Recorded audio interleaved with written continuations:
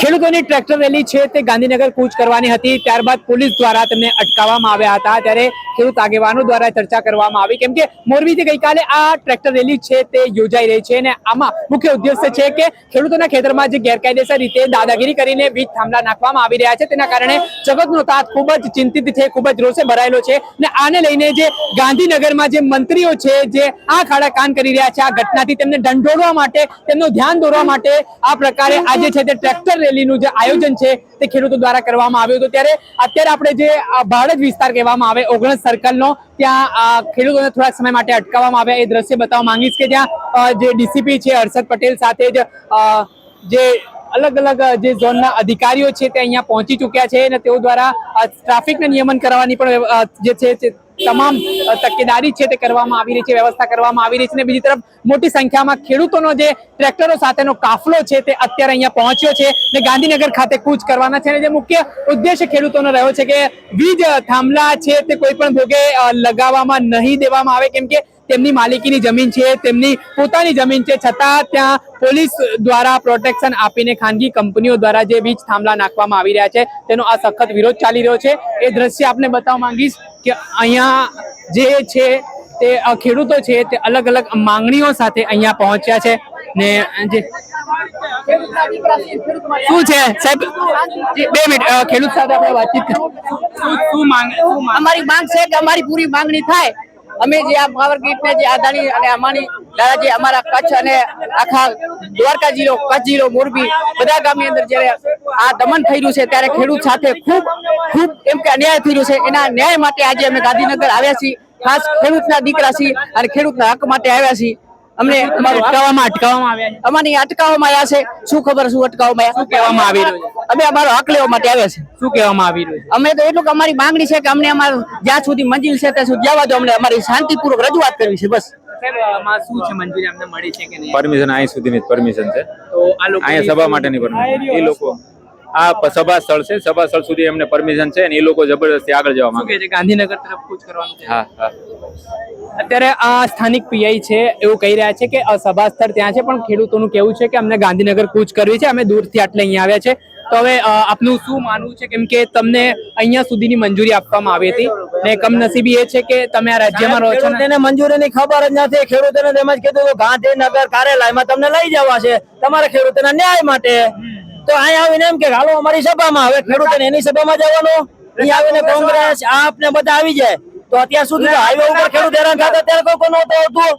અત્યારે એમ કે હાલો ચલો અમારા રોટલા શેકો, એટલે ખેડૂતોના ભોગ બની જાય, એના રોટલા શેકાવાના ખેડૂતોના હક માટે છે ને, રોટલા શેકવા ખેડૂતો નથી આવતા કઈ। તમને એવું લાગે છે આમાં રાજકારણ ભળી? અરે દેખાય જ છે, આ બધા ખેડૂતો જુએ છે, આપણે જોઈ લ્યો તમે અત્યારે જવાના કરી દીધા, એના ઓલા ઝંડા જોઈ લ્યો કોંગ્રેસના, બધે કોંગ્રેસ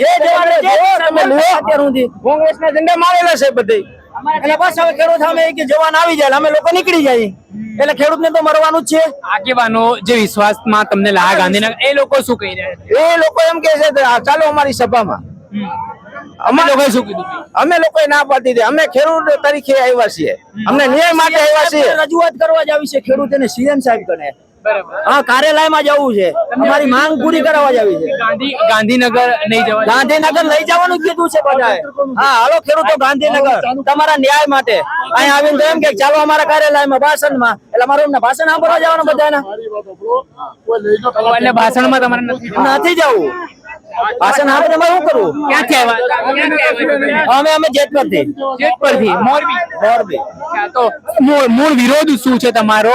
થાંભલાનો સાહેબ, અમારા ખેતીના જે થાંભલા નાખે એનો અમે વિરોધ કરીએ છીએ, કેમ કે અમને પૂરતું વર્તન જ મળતું। ત્યાંથી મંત્રી કાંતિ અમૃતિયા પણ છે, એમને કઈ રજૂઆત કરી? એમણે આમાં દરમિયાન એમના અમે ગામ તરીકે અમે રજૂઆત એમને કરી છે, પણ એમને કઈ જવાબ નથી આવ્યો, કઈ જવાબ નથી આવ્યો એમનો। અને આમાં તમારું એવું માનવું છે કે આ કોઈ પોલિટિકલી આંદોલન ના થવું? અમે સ્પેશિયલ ખેડૂત માટે આવ્યા આમાં પોલિટિકલ અને અમારી માંગણી છે કે અમને યોગ્ય વર્તન મળે, આ અમારી માંગણી। કોઈ પણ પાર્ટી નહીં જોઈ, પાર્ટી કોઈ નહીં, અમારે ખાલી ખેડૂત જ માટે આવ્યા છે, ખેડૂતને અન્યાય ના થવો જોઈએ, આ અમારી માંગણી।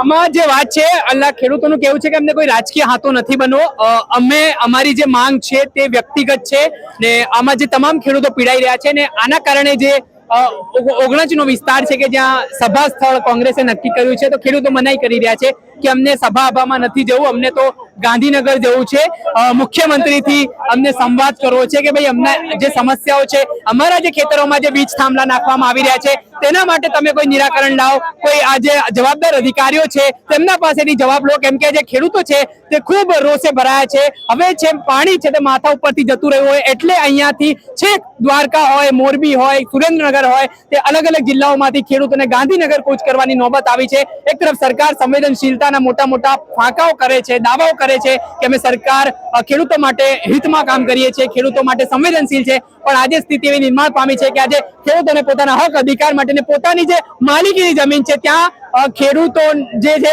ખાનગી કંપનીઓ દ્વારા તેમના ખેતરમાં થાંભલા નાખવામાં આવી રહ્યા છે તેનો તેઓ વિરોધ કરી રહ્યા છે ને સરકાર સુધી પહોંચાડવા મેસેજ માંગે છે કે તમે જાગો અને ખાનગી કંપનીઓનો હાથો બન્યા વગર ખેડૂતોના હિતમાં આજે સ્ટેન્ડ લેવાનો સમય છે તો ત્યાં તમે ઉભા રહો. હવે જોવાનું એ રહ્યું કે અત્યારે આંદોલનમાં ક્યાંક ને ક્યાંક ફાટા પડી રહ્યા છે. ખેડૂતોનું કહેવું છે કે આ જે આંદોલન છે તેમાં અમે સભા સ્થળે અમુક ખેડૂતો કહી રહ્યા છે અમે નહીં જઈએ, અમે રાજકીય આ આંદોલન નહીં બનવા દઈએ, ને અમુક ખેડૂતોનું કહેવું છે કે અમને ગાંધીનગર જવું છે, ગાંધીનગર જે અમારી રજૂઆત છે મંત્રીઓને મળીને કરવાની છે એટલે જ અમે આટલા દૂરથી ગાંધીનગર સુધી છે તે કૂચ કરી છે. હવે જોવાનું રહ્યું કે શું સમાધાન આવે છે, આગેવાનોથી સમજાવટ બાદ ખેડૂતો શું નિર્ણય કરે છે.